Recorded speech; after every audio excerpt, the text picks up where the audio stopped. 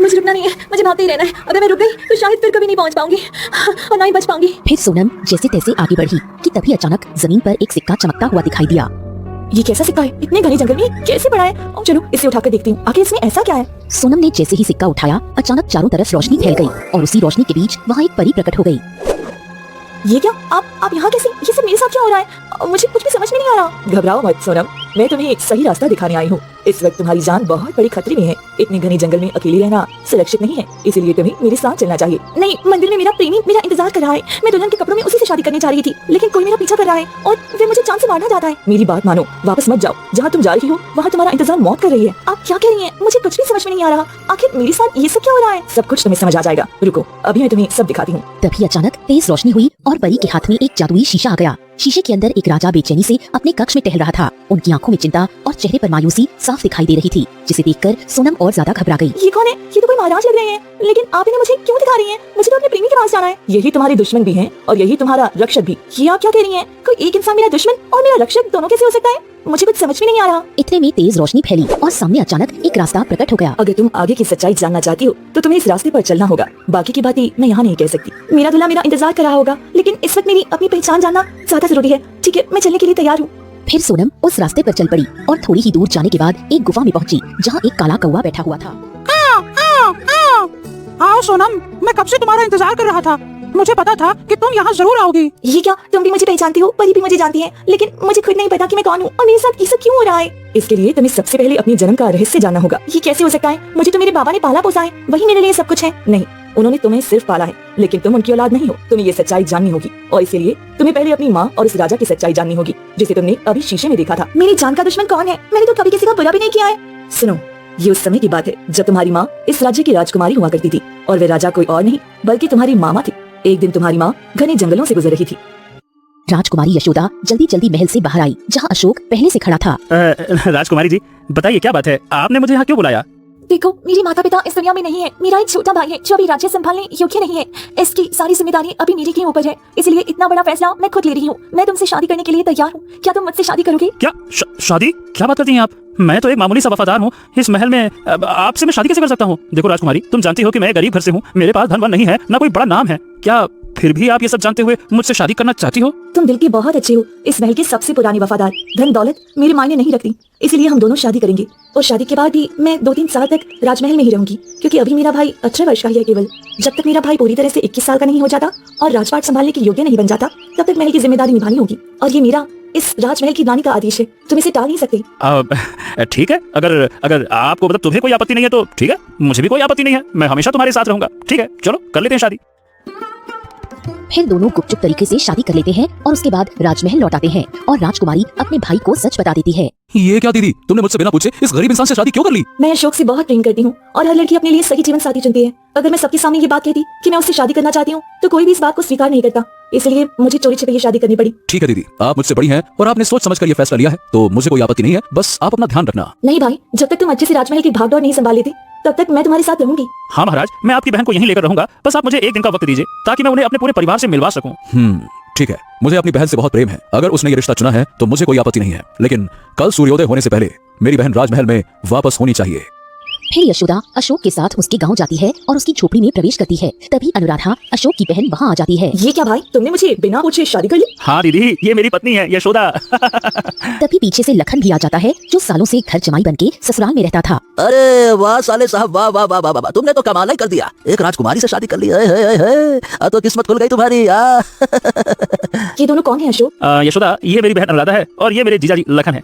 मेरे माता पिता तो नहीं रहे, तब से यही दोनों मेरे साथ हैं और मेरा ख्याल रखते हैं। ठीक है, कोई बात नहीं। मैं आप दोनों से मिलकर बहुत खुश हूँ। माँ बाप का साया मेरे सिर से उठ गया था। आप दोनों को देखकर लग रहा है किसी बड़ी का साया सिर पे आ गया है, नहीं तो जिम्मेदारी उठा उठा कर हार सी गई थी। देखिए, अब तो आप हमारे परिवार की सदस्य बन गई हैं। अगर आप राजमहल में रहेंगी तो हमें भी आपके साथ ही रहना पड़ेगा। अगर आप लोग मेरे साथ रहना चाहते हैं तो मुझे कोई आपत्ति नहीं है। हाँ क्यों नहीं, फिर तो मैं भी आज से ही राजमहल में चलूंगी। चलो भाई चलते हैं। अरे पर दीदी, राजमहल में रहना आसान नहीं है। हम लोग बस कुछ दिनों के लिए वहाँ जा रहे हैं, हमेशा के लिए थोड़ी।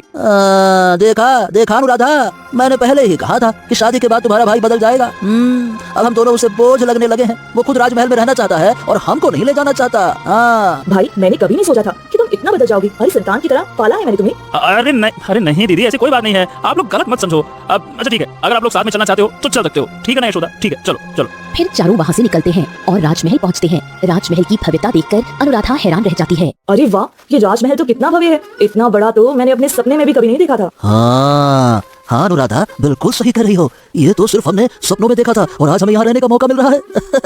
अरे सच में हमारी तो किस्मत ही खुल गई। दोनों मुस्कुराते हुए राजमहल में प्रवेश करते हैं। यशोदा, पता नहीं क्यों मुझे लगता है कि हमें इन दोनों को राजमहल में नहीं लाना चाहिए था। कोई बात नहीं अशोक, ये सब हमारे परिवार वाले हैं, इन्हें हमारे साथ रहने में कोई आपत्ति नहीं होगी। और वैसे भी मेरा भाई मुझसे बहुत प्यार करता है, वे मना नहीं करेगा। फिर कुछ दिन ऐसे ही सभी राजमहल में साथ रहते हैं। धीरे धीरे अनुराधा और लखन के मन में लालच पनपने लगा। लखन, देखा तुमने, कुछ ही दिनों में ये राजमहल हमारे हाथ से निकल जाएगा। जब तक यशोदा का भाई राजपाट संभालने लायक नहीं होगा तब तक सारा राजकाज उसी के पास रहेगा। क्यों ना हम ये सारा राज्य अपने हाथ में ले लें और खुद महाराजा महारानी बन जाएं। अरे अनुराधा, पर हम दोनों राजा रानी कैसे बन सकते हैं? ये कैसे संभव है? अभी यशोदा कुछ दिनों की गर्भवती है। जैसे ही उसका बच्चा पैदा होगा हम यशोदा और अशोक दोनों को रास्ते से हटा देंगे और फिर इस राज्य के राजा रानी हम ही बन जाएंगे। हाँ, तुम ठीक कह रही हो। बच्चे के पैदा होने के बाद हम आगे की योजना बनाएंगे। ठीक है।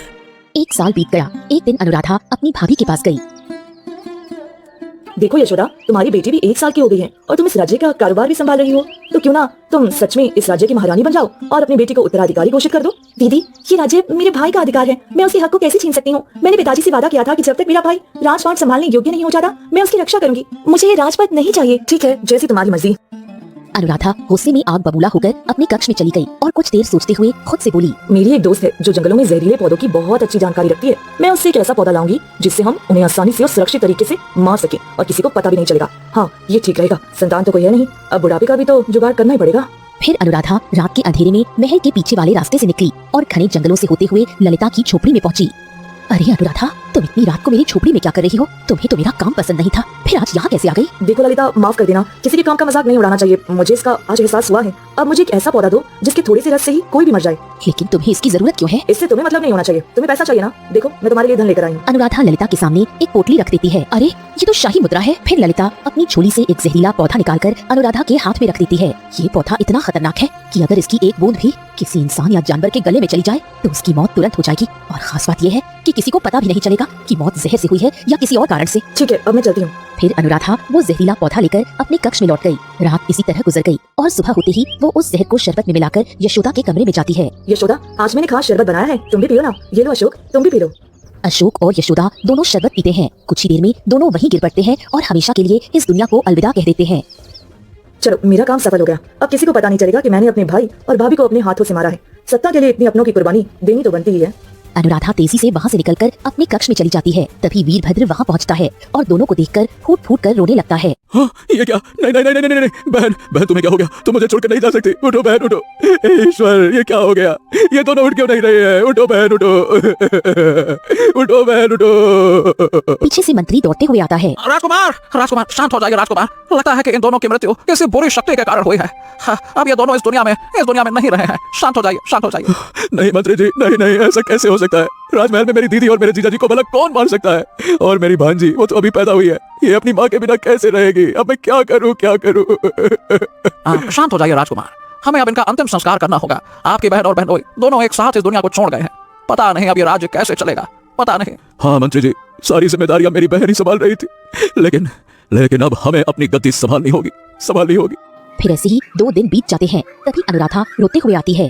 महाराज, अपनी भतीजी को लेके मैं यहाँ से जा रही हूँ। मेरी बहन और हमारे जीजा हमें छोड़कर चले गए हैं, लेकिन मैं अपनी भांजी को खुद से दूर नहीं करना चाहता। वो कहीं नहीं जाएगी। नहीं, मैं इसको आपको नहीं दे सकती क्योंकि ये मेरी भाभी की औलाद है और इस राज्य की महारानी भी वही थी, इसलिए ये राज्य उसकी बेटी का होगा। ये कैसी बातें कर रही हो आप? इस राजगद्दी का अधिकार हमारा है क्योंकि हम इस राज्य के राजकुमार हैं, और अगर मेरी भांजी का हक होगा भी तो हम उसे जरूर देंगे, लेकिन तब जब वो बड़ी होगी तो हम ये राजगद्दी उसे सौंप देंगे। मुझे कैसे भरोसा हो कि बाद में तुम अपनी औलाद को ये राजगद्दी नहीं दोगे? नहीं, मैं आजीवन अविवाहित रहूंगा और अपनी भांजी की परवरिश करूंगा, उसे कभी कोई तकलीफ नहीं होने दूंगा। ये सुनकर अनुराधा गुस्से से आग बबूला हो जाती है और अपने कक्ष में आ जाती है जहाँ लखन बैठा हुआ था। अरे क्या हुआ? तुम्हारा काम हुआ क्या है? नहीं, जब तक वह लड़की जिंदा रहेगी मैं इस राज्य पर कब्जा नहीं कर सकती, क्योंकि जब वह बड़ी होगी तो राजगद्दी उसे मिलेगी। इसलिए क्यों ना आज रात हम उसे भी मार दें।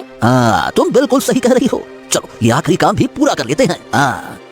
आधी रात होते ही अनुराधा और लखन चोरी छिपे सोनम के कक्ष में जाते हैं और उसे उठाकर घने जंगल में छोड़ आते हैं। वो उसे कपड़े में लिपटी बच्ची समझकर जंगल में छोड़ आते हैं। वो बच्ची नहीं, एक मोम की गुड़िया थी। तुम महल में थी, तभी मैं वहाँ से गुजरी और मैंने तुम्हें उठा लिया। तुम्हारी जगह मोम की गुड़िया रख दी। मैंने तुम्हारी रक्षा की जिम्मेदारी ली, लेकिन मैं तुम्हें परीलोक नहीं ले जा सकती थी क्योंकि तुम इंसान थी। इसलिए अगली सुबह मैंने तुम्हें एक बूढ़े इंसान को सौंप दिया जिसे उसकी बेटी बहू ने घर से निकाल दिया था। तुम्हें परिवार और उससे जीने का सहारा मिला और उसने तुम्हें पाल पोस कर बड़ा किया। मैं बीचों बीच में आकर तुम्हारी देखभाल करती रहती थी। तो क्या मेरे माता पिता के साथ इतना बड़ा अन्याय हुआ? अगर महाराज मेरे मामा जी थे तो उन्होंने मुझे इतने सालों तक क्यों नहीं ढूंढा? जब मैं चोरी हुई थी तब उन्हें मुझे ढूंढना चाहिए था। अब मैं उनके पास कभी नहीं जाऊंगी। परी मुस्कुराती है और कहती है, अब महल चलो, तुम्हारा मामा सारी जिंदगी से तुम्हें खोज रहा है। मैं उन्हें सच नहीं बता पाई। क्यों? क्योंकि तुम्हारी जान को खतरा था। तुम वहीं पली जहाँ किसी को शक नहीं हुआ। अगर राजा को पता लग जाता तो वह मरी हुई बहन की बेटी में अपनी बहन ढूंढता और महल ले आता, क्योंकि राजा भावुक हो जाता और दुश्मन को मौका मिल जाता। अब वही साजिश दोबारा रची जाती। मुझे समझ में नहीं आता कि मैं अपने रुद्र के पास जाऊं जो मंदिर में इंतजार कर रहा है मुझसे शादी करने के लिए, क्या मैं महाराज के पास जाऊं जो इतने वर्षों से व्याकुल है? ठीक है, मैं महाराज के पास ही जाऊंगी क्योंकि उनके साथ बहुत गलत हुआ है और मुझे अपनी पहचान भी ढूंढनी है। उसके बाद मैं विवाह करूंगी। तुमने बिल्कुल सही फैसला किया है। तुम्हें राजमहल ही जाना चाहिए। तुम इस कौवे के साथ जाओ जो तुम्हें सुरक्षित राजमहल छोड़ देगा और तुम्हारी हाथ में जो सिक्का है, जब भी तुम्हें मेरी मदद चाहिए हो तुम इस सिक्के को उछाल देना। मैं तुम्हारे पास आ जाऊंगी। हाँ हाँ क्यों नहीं, मैं तुम्हारी हिफाजत करके राजमहल तक छोड़ दूंगा। चलो तुम मेरे साथ चलो, आ जाओ। फिर कौवा सोनम के साथ उस गुफा से निकल पड़ता है और दोनों घने जंगलों से होते हुए राजमहल पहुंचते हैं। राजमहल पहुंचते ही राजा वीरभद्र सोनम को देखते हैं और अपनी जगह से खड़े हो जाते हैं।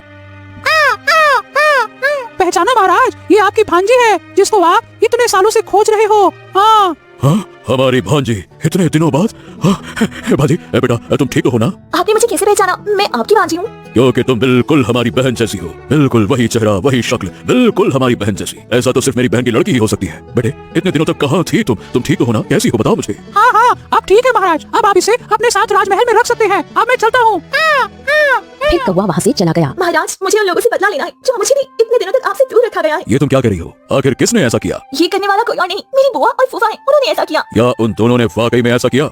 लेकिन मैं उन दोनों से अब कुछ भी नहीं कहना चाहता क्योंकि उनकी वजह से मैं अपनी बहन और जीजा को खो चुका हूँ। तुम्हें भी इतनी वर्षों तक अपनी आंखों से दूर रखा बेटा, लेकिन अब तुम्हें फिर से नहीं खोना चाहता। इसलिए ये बदला ये छोड़ दो, है ना? और तुम मेरे पास आ गई हो, इससे बड़ी खुशी की कोई बात नहीं है। हाँ बहुत खुश है। नहीं, मैं उन्हें ऐसे कैसे छोड़ दूं? उन्होंने बहुत कष्ट दिया है मेरे माता पिता के साथ और मेरे साथ बहुत गलत किया है। मैं उन लोगों से बदला लूंगी। इतने में सोनम सिक्का उछालती है और तभी वहाँ परी प्रकट होती है।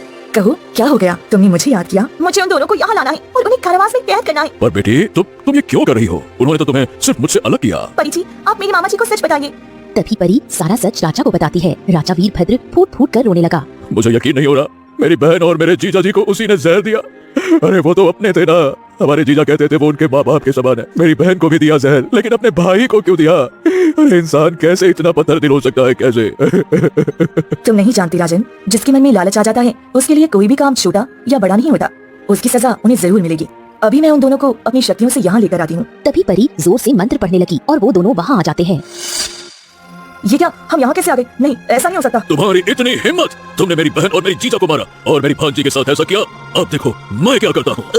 महाराज मुझे छोड़ दीजिए। इसमें मेरी कोई गलती नहीं है महाराज। मुझे छोड़ दीजिए महाराज। इसमें तुम दोनों की मिली भगत है। इसकी सजा तुम दोनों को मिलेगी। फिर परी अपनी शक्तियों से उन दोनों को काल कोठरी में बंद कर देती है। चलो, मेरा कार्य संपन्न हुआ। अब मैं चली। सोनम, अपना ध्यान रखना। तेज रोशनी के साथ परी वहाँ से चली जाती है। अब हम बहुत खुश हैं। हमने अपनी बहन के कातिलों को सजा दे दी और तुम भी हमारे पास आ गई। सब कुछ तो हो गया महाराज, पर मैं एक लड़के से बहुत प्रेम करती हूँ। बस एक और अधूरा काम बाकी है। हाँ बताओ, वो लड़का कौन है? उसका नाम रुद्र है। वह गाँव में ही अपने माता पिता के साथ रहता है। मैं उसी से शादी करना चाहती हूँ। ये तुम क्या कह रही हो? रुद्र? अरे रुद्र, इसे देखकर मुझे याद आ रही है वो कहानी जो तुम्हारी माँ के साथ हुई। वही तुम्हारे साथ भी। हमारा तो मन घबरा रहा है। बेटा हम तुम्हारी शादी किसी राजकुमार से करेंगे, ना कि किसी गांव के लड़के से जिसने हमारी बहन की जिंदगी बर्बाद की। महाराज, मैं उससे बहुत प्रेम करती हूँ। मैं उसके बिना नहीं रह सकती। सच में तुम दोनों माँ बेटी एक जैसी हो। माँ वाले सारे लक्षण तुम्हारे अंदर है सोनम। तुम्हारी माँ भी उसके प्रेम में इतनी पागल हो गई थी कि उसने किसी से पूछे बिना शादी करके राजमहल में आ गई। और तुम भी जिद कर रही हो। तुम अपने माँ की जैसी दिखती हो और तुम्हारी माँ को प्रेमी और पिता तो सच्चा मिला था, बस उनकी जिंदगी में अपनों ने ही उसे मिटा दिया। तुम्हारी माँ का प्रेम पूरा नहीं हो पाया, पर तुम्हारा होना चाहिए बेटा। कुछ देर में राजमहल में भव्य तैयारियां हुई। सोनम और रुद्र की शादी धूमधाम से संपन्न हुई। तभी रुद्र जोर जोर से हंसने लगा। अब मैं इस राज्य का राजा हूँ। मैंने जो सोचा वो अब मैं करके रहूंगा। रुद्र, ये तुम क्या कह रहे हो? मैं तो तुम्हें सच्चा प्रेम करती थी और तुम राजा बनने के लिए मुझसे शादी करना चाहते थे। तो क्या हुआ? मैं तुमसे सच्चा प्रेम नहीं करता। मैं तो बस बदला लेने के लिए ऐसा कर रहा था। और अब देखो मैं क्या करता हूँ। ओम इतने में रुद्र मंत्र पढ़ने लगा और पूरे महल में तेज आंधी चलने लगी। ये क्या? अरे तुम ये क्या कर रहे हो? ये क्या कर रहे हो तुम? क्योंकि मुझे काली शक्तियों का इस्तेमाल करना आता है और जिससे तुम लोगों को कैद किया मेरा और उन दोनों का पूरा षड्यंत्र है। तभी अचानक अनुराधा और लखन दोनों वहाँ प्रकट हो गए। ये क्या? तुम दोनों को तो मैं पहले कैद कर चुका था। तुम दोनों यहाँ कैसे आ गए? अपनी शक्तियों से इन दोनों को आजाद कर दिया और अब ये दोनों मेरे साथ हैं। ये सब एक सोच समझकर किया गया षड्यंत्र था। क्या तुम ये सब जानती थी? हाँ, मैं जानती थी कि तुम मेरे भाई की बेटी हो और तुम्हारा ये चेहरा देखकर मैं पहचान गई थी। इसीलिए मैंने रुद्र को तुम्हारे पास भेजा, प्रेम का नाटक करने के लिए। हमारी योजना ये थी कि जैसे ही हम तुम्हें और राजा दोनों को रास्ते से हटाकर इस राज्य का जितना भी संपत्ति और राज्य है, हम दोनों आधा आधा बांट लेंगे। रुद्र, मैं तो तुम्हें सच्चा प्रेम करती थी, तुम ऐसा करोगे मैंने कभी नहीं सोचा था। रुको, मैं अभी परी को बुलाती हूँ, फिर मैं तुम सबको सबक सिखाएंगी। तुम्हें उसकी मेहरबानी करने की जरूरत नहीं है, मैं खुद ही उसे बुला लेता हूँ। तभी रुद्र मंत्र पढ़ने लगा और अचानक ही परी का वाहन प्रकट हो गया। क्या हुआ? मुझे जबरदस्ती यहाँ किसने बुलाया? मैं ही बुलाया हूँ। तुम्हारी रक्षा करने की वजह से मैंने इसे अपनी प्रेम योजना में फंसाया और तुमने इसे बचाने की कोशिश की, लेकिन फिर भी बचा तो नहीं पाई। अच्छा, तो तुमने काले जादू का इस्तेमाल किया है, लेकिन तुम नहीं बच सकती। अभी मैं तुम्हें दिखाती हूँ। तभी परी अपनी शक्ति का इस्तेमाल करती है। रुद्र जोर से वार करता है। परी बुरी तरह घायल होकर नीचे गिर जाती है। क्या हो गया परी जी, आप ठीक है ना? तुम मुझे रोकने चली हो, अब देखो मैं क्या करता हूँ परी। तुम्हारे पंख ही तुम्हारी पहचान है ना, अब मैं तुम्हारे पंख जला दूंगा। तुम ऐसा नहीं कर सकते। हाँ, मैं ऐसा ही करूँगा। रुद्र मंत्र पढ़ने लगा और परी के पर जलने लगे। परी बुरी तरह से चीख उठी। नहीं, तुम मेरी परिवार के साथ कुछ नहीं कर सकते। अरे छोड़ दो उसे, वरना तुम्हें इसकी सजा मिलेगी। छोड़ दो उसे, छोड़ो। चुप हो जाओ, तुम कुछ नहीं कर सकते। अब तो जो सोचा वह होकर रहेगा। मुझे परिमा की शक्ति बढ़ानी होगी, पर कैसे? हाँ, याद आया, सिक्का उछालने से शायद परिमा की शक्ति बढ़ सकती है। सोनम ने सिक्का लेकर जोर से उछाला। वो सिक्का चांद की रोशनी तक पहुंच गया। जैसे ही चांद की रोशनी सिक्के पर पड़ी, अजीब रोशनी फैली और परी के शरीर में समा गई। परी की शक्ति कई गुना बढ़ गई और वो पूरी तरह स्वस्थ होकर खड़ी हो गई। क्या तुम स्वस्थ कैसे हो गई? नहीं, ये संभव नहीं है। तुम स्वस्थ कैसे हो सकती हो? यह संभव है, असंभव है ये। मेरी शक्ति जाग चुकी थी और मैंने उसे सोनम को दे दिया था, लेकिन आज उसने पूरे दिल से मेरी शक्ति याद की। मेरी शक्ति वापस आ गई। अब मैं तुम्हें जिंदा नहीं छोड़ूंगी। परी छड़ी उसकी ओर करती है और रुद्र पर वार करती है। रुद्र एक पत्थर की मूर्ति में बदल जाता है। नहीं, तुमने ये क्या किया? इतने वर्षों की मेहनत इस तरह बर्बाद नहीं कर सकती। तुम लोगों ने बहुत गलत किया। धन की लालच में कोई अपने भाई भाभी के साथ इतना गलत कर सकता है, ये मैंने कभी नहीं सोचा था। अब तक मैं तुम्हें इतने दिनों से छोड़ रही थी, सोचा शायद सुधर जाओगे, लेकिन अब सुधरने वाले नहीं हो तुम लोग। इसकी सजा तुम्हें भी मिलेगी। फिर परी लखन और अनुराधा को भी पत्थर की मूर्ति बना देती है। आपने बिल्कुल सही किया, इन लोगों के साथ यही होना चाहिए था। हाँ महाराज, क्यों नहीं। और सोनम, देर से ही सही, लेकिन तुम सही रास्ते पर तो आ गई। मेरे लिए यही बहुत है। अपना ध्यान रखना। अब मैं चलती हूँ। परी वहाँ से चली जाती है। अब इन तीनों की मूर्ति की मैं ऐसी दशा करूंगा जैसा उन्होंने कभी सोचा भी नहीं होगा। मंत्री जी, इन तीनों मूर्तियों को ले जाकर तय खाने में कैद कर दीजिए। ले जाइए। सोनम बेटा, आज से तुम इस राज्य की राजकुमारी हो। अब हम स्वयं तुम्हारे लिए एक योग्य राजकुमार ढूंढकर तुम्हारी धूमधाम से शादी कराएंगे। मुझे पूरा यकीन है महाराज, आपने मेरा भला ही चाहा है। मैं आपकी बात मानकर जिस व्यक्ति से शादी करने को कहोगे उससे करने के लिए तैयार हूँ।